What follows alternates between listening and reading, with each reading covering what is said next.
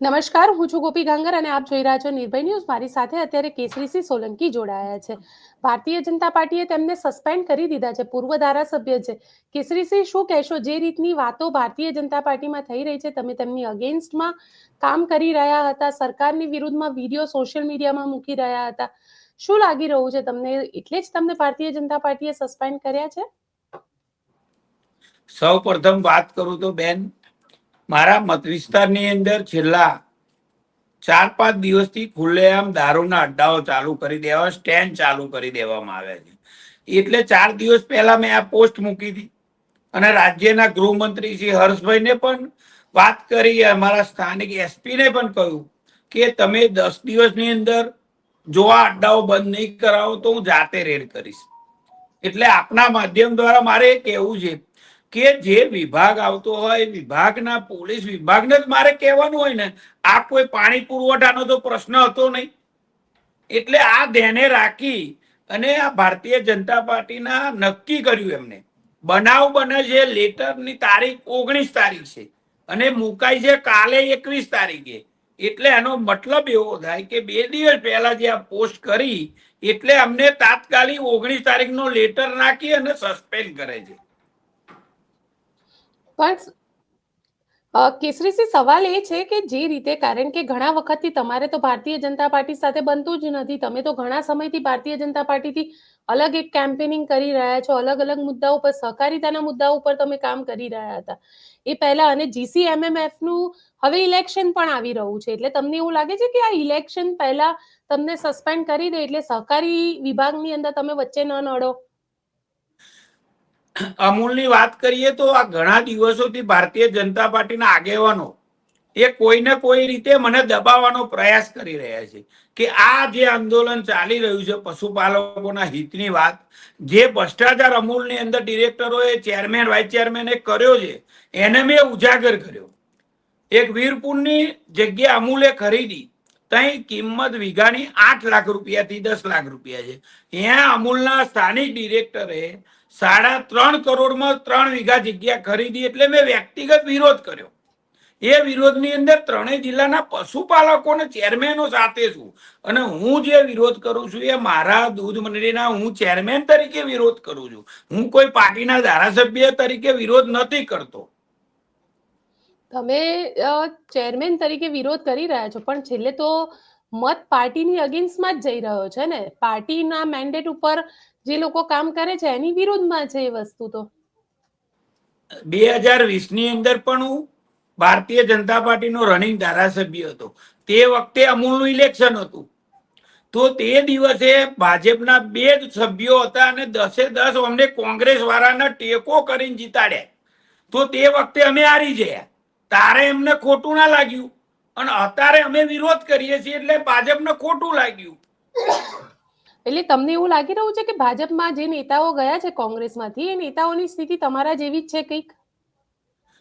ભારતીય જનતા પાર્ટીનો હું તો સૌ પ્રથમ આપને એ કહું છું કે હું 2 ટર્મનો ધારાસભ્ય રહ્યો. હું 2005 થી સક્રિય સભ્ય હતો અને 2025માં અત્યારે એમને સસ્પેન્ડ કર્યો એનો મને કઈ વાંધો નથી.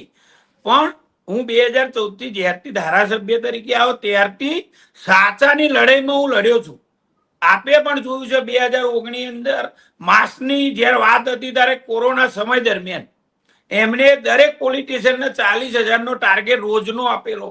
તે દિવસ પણ મેં વ્યક્તિગત વિરોધ મારો એ હતો કે મારા મત વિસ્તારના લોકો કોઈ બહાર નીકળે અને તમે રોજ 40,000 એક પોલિટિશિયનનો ટાર્ગેટ આલો કે માસ્ક પહેર્યો નહીં ને તમને દંડ આપે. એટલે એ દિવસે પણ મેં વ્યક્તિગત વિરોધ એટલો મારો હતો અને એ દિવસથી હું સતત વિવાદમાં જ આવ્યો છું. તમે જે સતત વિવાદમાં રહ્યા છો એ વિવાદ તો રાજ્યસભાની ચૂંટણીમાં પણ અમને જોવા મળ્યો હતો. હા, હતો જ ને બેન. એ શું હતું? કારણ કે એ વખતે એટલે પાર્ટી વિરોધી ગતિવિધિ માટે તો તમે 2020 થી તમને બધા જાણે છે. પણ તો 2020 થી જાણતા હતા તે વખતે એમને સસ્પેન્ડ કરી દેવા જોઈએ. 2022માં વિધાનસભાના ઉમેદવારને જીતાડવાની જવાબદારી આલીને જીત્યા એટલે સારું લાગ્યું. હારી ગયા હોત પાર્ટીમાંથી તો અત્યારે ધારાસભ્ય આ જગ્યાએ કોંગ્રેસનો ના હોત. તો હવે શું લાગે છે પાર્ટીમાં ક્યાં? તો ભારતીય જનતા પાર્ટીમાં લોચો ક્યાં છે તો પછી? હવે એ તો ભારતીય જનતા પાર્ટીના આગેવાનોને ખ્યાલ હોય. એમનું એક જ કહેવું છે કે અમૂલની અંદર તમે વિરોધ ના કરશો. એટલે મેં કહ્યું કે અમૂલની અંદર તમે ખોટું કરો તો હું પશુપાલકોના હિતમાં લડાઈ હું 1 વર્ષથી લડી રહ્યો છું કે આ 1-2 મહિનાની તો લડાઈ હતી નહીં. તો એમને 11 મહિના થયા તે દિવસ સસ્પેન્ડ કરવા જોઈએ ને પાર્ટીએ. એટલે ખાલી આ અમૂલની લડાઈના જ કારણે તમને પાર્ટીએ સસ્પેન્ડ કર્યો છે એવું તમારું માનવું છે? હા, ચોક્કસ સાચી વાત છે. અમૂલ આતર જ મને હાલના ચેરમેન, પાર્ટીના પૂર્વ પ્રમુખ એ બધાનું એવું કેવું છે કે તમે પાર્ટી જોડે સમાધાન કરી અને અમૂલના હિતમાં વાત કરો, તમે અમૂલ વિરોધ ના બોલશો. એટલે અમૂલ પણ તમે તો ગઈકાલે જે 2 દિવસથી તમે ચાલે છે ખેડાની અંદર દારૂના અડ્ડાની તમે વાત કરી રહ્યા છો, ક્યાંક સામાન્ય લોકોની વાત કરી રહ્યા છો. પણ આ ટાર્ગેટ અમૂલ ઉપર જ ચાલી રહ્યો છે. એ મારા વિસ્તારની અંદર લોકોની ફરિયાદ આવી એટલે સ્વાભાવિક વસ્તુ એક જગ્યા ઉપર મારે જોવું જોઈએ કે શું સાચું ખોટું. એટલે પછી હું રૂબરૂ જયો અને ત્યાં વેચાતો હતો જાહેરમાં, એટલે આપણે પકડાવરાયો અને પકડાયા પછી મેં નામ હર્ષભાઈ નું દીધું ગૃહમંત્રી તરીકે. એમનો વિભાગ હતો એટલે એમને જ કહું ને, આ પાણી પુરવઠાનો વિભાગ તો હતો નહીં, તો એ વિભાગ વાળા મંત્રીશ્રી નું વાત કરું. એટલે તમે એમ કહો છો એટલે હર્ષભાઈને તમે કીધું એટલે તમને પાર્ટીએ સસ્પેન્ડ કર્યા? તો 19 તારીખનો લેટર હતો ને 21 તારીખે સસ્પેન્ડ નો ઓર્ડર લેટર મૂકે ફેસબુક પર, એટલે આમાં સમજવું શું? અચ્છા, તમે તમારા સોશિયલ મીડિયા ઉપર લખ્યું છે યુદ્ધ એ જ કલ્યાણ, એટલે હવે તમને શું યુદ્ધ એ જ કલ્યાણ એટલે કેમ યુદ્ધ જ કલ્યાણ લાગી રહ્યું છે? યુદ્ધ જ કલ્યાણ તો બેન 27/9/2024 થી જે દિવસ અમૂલની અંદર સાધારણ સભા થઈ ને એ દિવસથી લખેલું છે. એટલે પણ યુદ્ધ જ કેમ કલ્યાણ લાગી રહ્યું છે? સામાન્ય લોકો માટેની વાત કરવાની હોય તો યુદ્ધ ક્યાં, વાતચીતથી પણ વાત થઈ શકે. પણ આ જાડી ચામડીના લોકો, દૂધે ધોયેલા લોકો, હું પૂર્વ ચેરમેન હોવા છતાંય કોઈનું ના સાંભળતા હોય ને કોઈ રીતે દબાવવાનો પ્રયાસ કરતા હોય, એટલે એમના સામે હું 11 મહિનાથી અમૂલની લડાઈ લડી રહ્યો છું. અને હું પશુપાલકોના હિત માટે લડું છું. હું મારા વ્યક્તિ કોઈ સ્વાર્થ નથી લડતો. અચ્છા, અમૂલમાં આ સિવાય તમે કીધું કે જમીનનું સ્કેમ કરવામાં આવ્યું, એ સિવાય અમૂલમાં કયા બીજી ગડબડી કરવામાં આવી છે અને કોણ કરી રહ્યું છે? અમૂલની અંદર ચેરમેન શ્રી વિપુલભાઈ પટેલ, વાઇસ ચેરમેન શ્રી કાંતિ કાકા અને પપ્પુભાઈ પાઠક મહીસાગરના ડિરેક્ટર છે. એમને એક જગ્યા અમૂલના નામે વીરપુર બોર્ડરના ગામમાં લીધી. એ અમારા લીંબાસી માતર તાલુકા રોડ ઉપરનો 4 લાખનો ગુંઠો નથી, અને તો વીરપુરના બોર્ડરમાં 4 લાખે ગુંઠો લઈ અને 3 કરોડથી ઉપરનું કૌભાંડ કર્યું. એટલે અમે પકડ્યું એટલે અમારા 3 જિલ્લાના ચેરમેનો હાથે અમે સ્થળ તપાસમાં ગયા. એ અમને ના ગમ્યું. તમે કહી રહ્યા છો કે એ એમને ના ગમ્યું, પણ એટલે જમીનનો જ એક મામલો છે કે પછી અંદર અમૂલની અંદર બહુ જ બધું બીજું પણ આડું અવળું ચાલી રહ્યું છે? અમૂલની જો વાત કરીએ તો અમૂલની અંદર ભરતીમાં પણ અમને મોટી માત્રામાં રૂપિયા લેવામાં આવે છે.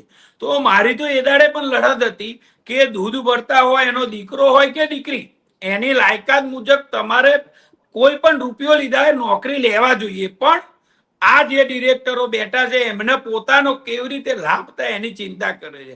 એની અંદર પણ મારો વિરોધ છે. એમને 5-6 દિવસ પહેલા પ્રેસ કોન્ફરન્સ કરી, એ જાહેરાત કરે છે કે દાનની ગુણમાં અમે 35 રૂપિયા ઘટાડીએ છીએ. બેન બહુ સરસ એમને વાત કરી ચેરમેન શ્રીએ, પણ એની પાછળ 70 રૂપિયાનું જે બારદાન આવતું હતું એ અમને બંધ કરી દીધું. પ્લાસ્ટિકનું 5 રૂપિયાનું બારદાન લાયા, એટલે 35 નફો કરાવે છે અને આ બાદ 70 નું બારદાન તો એવડા ખાઈ જાય છે. એ વ્યક્તિગત આ બધા વિરોધો છે ને બેન. હા, બિલકુલ કેસરીસિંહજી, આપ અમારી સાથે જોડાયા તેના માટે આપનો ખૂબ ખૂબ આભાર. તો આપને અમારો રિપોર્ટ કેવો લાગ્યો કોમેન્ટ બોક્સમાં ચોક્કસથી જણાવજો અને અમારી ચેનલ નિર્ભય ન્યૂઝને લાઇક, શેર અને સબસ્ક્રાઇબ કરવાનું ભૂલશો નહીં. આભાર.